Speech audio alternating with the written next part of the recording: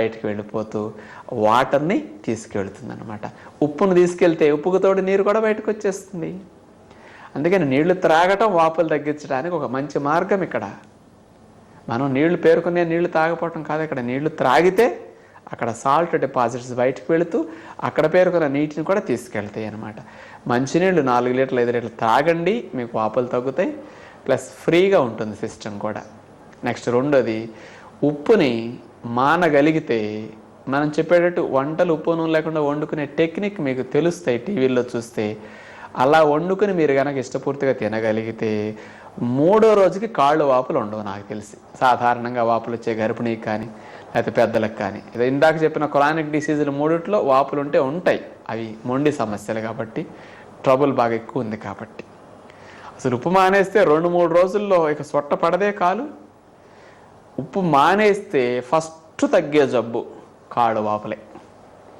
ఎన్నో వందల జబ్బులు తగ్గుతాయి, కానీ అన్నిటికంటే స్పీడ్గా వెంటనే రిజల్ట్ వచ్చేది వాపు. వెంటనే తగ్గిపోతాయి అన్నమాట.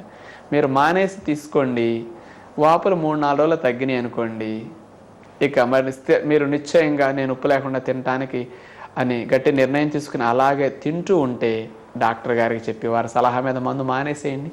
మళ్ళీ వాపు వస్తే మందు వేసుకుందాం. మీరు మానేసి తింటూ నేను చెప్పింది తింటే మీకు వాపు రాదు కదా, ఇంకా మందు అవసరం లేకుండా ఏ రోజు నీరు ఆ రోజు వెళ్ళిపోతుంది. రక్త ప్రసరణ ఉప్పు మానేసేసరికి ఫ్రీగా జరుగుతుంది. ఉప్పు మానితే రక్తం పల్చగా ఉండి పంపింగ్ ఫ్రీగా ఉంటుంది, పైకి బాగా ఫ్రీగా వెళ్ళిపోతుంటాయి, డిపాజిట్స్ కాళ్ళల్లో కనపడవు అనమాట. అందుకని కాళ్ళ వాపులు తగ్గించుకోవడానికి ఉప్పు మానేయటం చక్కటి శాశ్వత పరిష్కారం.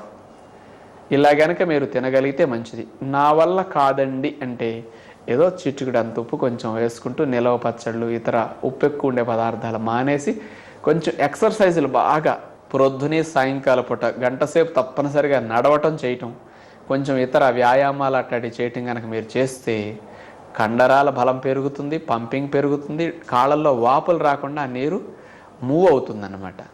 అంచేత అలా వ్యాయామం చేయండి, చిట్టుకంత ఉప్పు వేసుకోండి తినలేని వారు. వ్యాయామం చేయకపోయినా సరే మీరు ఉప్పు మానేసి తింటే వాపులు ఉండవు. ఇప్పుడు నేను 15-20 గంటలు ఎప్పుడన్నా బస్సు ప్రయాణాలు ఆపకుండా కూర్చుని చేసేది ఎప్పుడన్నా చేసి చూస్తే, మామూలుగా 15-20 గంటలు బస్సు ప్రయాణం చేసి ఏదన్నా ప్రాంతానికి చేరితే అక్కడ దిగేసరికి ఉదయానికి కాళ్ళు వాచి చెప్పులు ఎక్కువ, బూట్లు కూడా టైట్గా ఉంటాయి. ఇక బస్సు అడావిడిగా దిగమంటాడు పొద్దున నిద్దట్లో లేపి.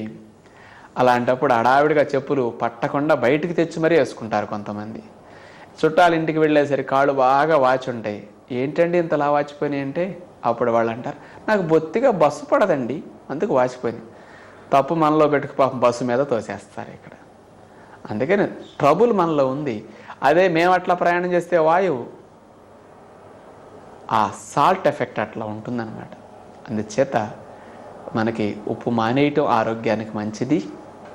మానగలిగితే కాళ్ళు వాపులు లేని వారికి వయసు పెరిగే కొద్ది భవిష్యత్తులో వాపులు రావు. గర్భిణీ స్త్రీలకు కూడా అలాంటి వాపులు రావు.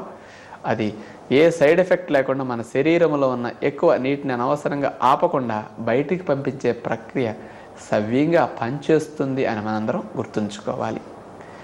ఇలా మందులు సహజంగా ఉప్పు మానేసి వాపులు తగ్గిన వారికి ఆ నీరుడిని ఎక్కువగా పంపించే మాత్రలు అవసరం లేకుండా శరీరాన్ని రక్షించుకోవచ్చు అన్నమాట పట్టుదల ఉన్న వారికి.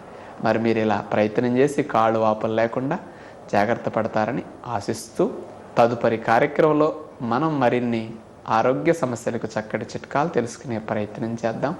అంతవరకు సెలవు. నమస్కారం.